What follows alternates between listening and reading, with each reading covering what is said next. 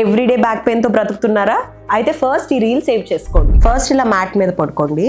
తర్వాత right లెగ్ని bend చేయండి. మీ 2 హ్యాండ్స్తో మీ రైట్ థైని హక్ చేసి నీని చెస్ట్కి దగ్గరగా తీసుకువెళ్ళాలి. టైట్గా ప్రెస్ చేయాలన్నమాట. చేసి హ్యాండ్స్ని రిలీజ్ చేసి లెగ్ స్ట్రైట్, నేలకు టచ్ అవ్వక్కర్లేదు, ఇలా పైకి ఉంటే చాలు.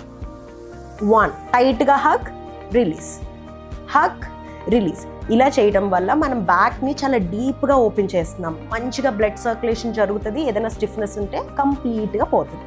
ఇలా 20 టైమ్స్ రైట్ సైడ్ చేశాక రైట్ లెగ్ రిలాక్స్, లెఫ్ట్ లెగ్ని బెండ్ చేయండి.